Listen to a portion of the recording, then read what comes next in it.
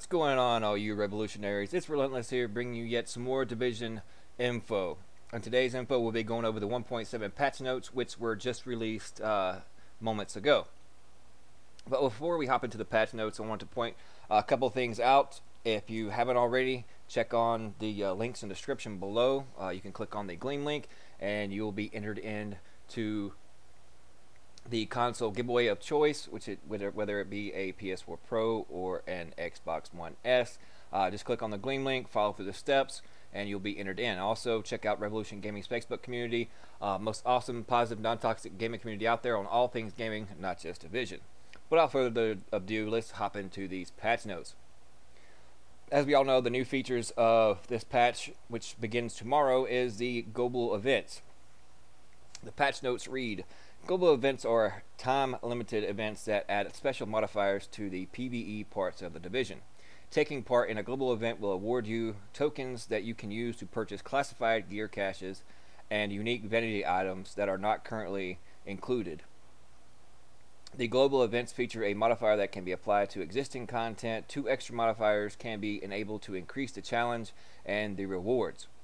You can earn global event tokens by playing the content and exchange them for global event caches at the vendor. Rewards include 3 classified gear sets, 3 different weapon skins, 1 vanity set. Global event specific commendations are available to challenge you even further. Now, the new feature commendations and patches. Commendations introduce hundreds of challenges across several categories for agents to accomplish. Commendations cover all aspects and areas of the game, both for PvE and PvP.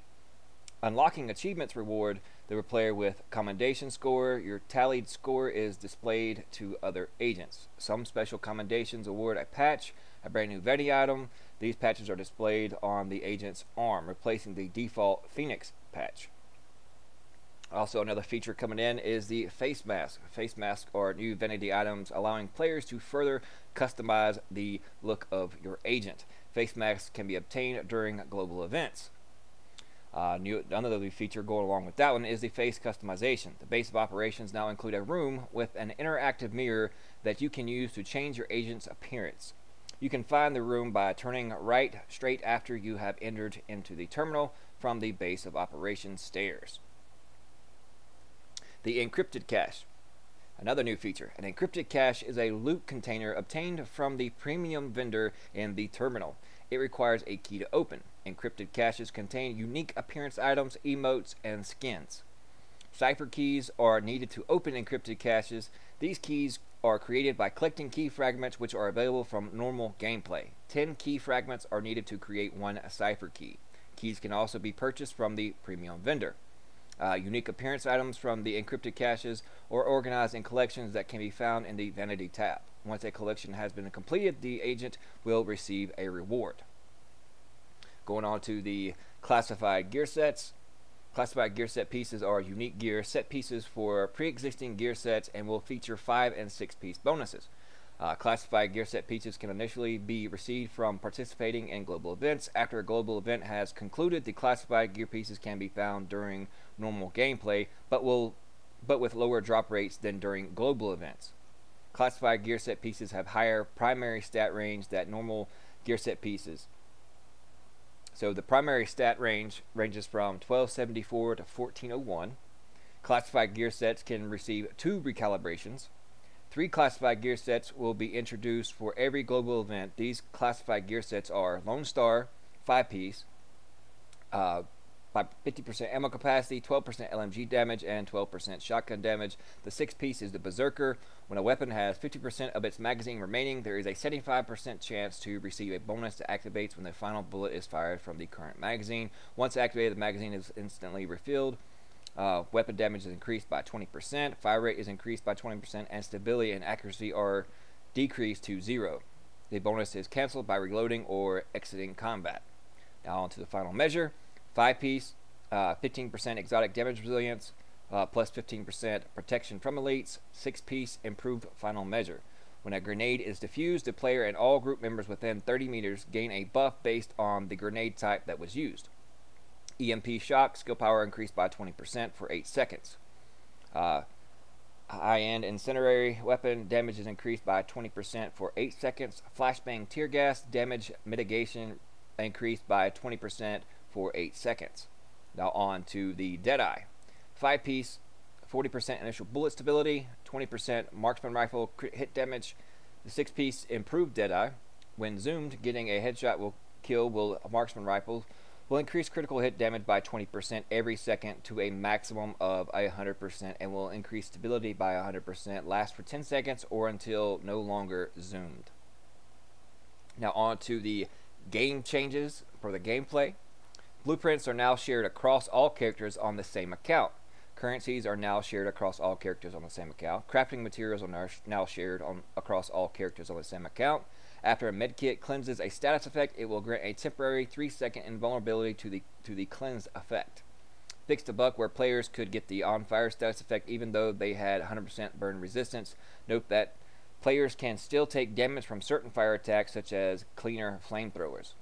Fixed a bug where players receiving a burn status effect right after throwing a grenade or throwable skill would disable the grenade or skill. Also fixed the bug where players could run faster than they should by spamming the sprint button. Fixed gamepad maximum scope sensitivity being lower than intended. Maximum sensitivity is now the same as it was in 1.6. Fixed the bug where a player would skip down state and jump directly to dead state if killed after having pressed to give up briefly during a previous revive attempt. Weapon balance. All weapons. Added a hard cap on RPM for all weapons. It will no longer be possible to overcome the RPM limitation of a weapon, no matter what shooting method is used. I think they're referring to the Cronus exploit that people have been using. The SBD recoil and spread have been returned to be in line with the M1A. Adjusted the RPM value shown in burst fire weapons UI to reflect their actual RPM instead of the RPM of the burst alone. This change can also result in an updated DPS value for said players.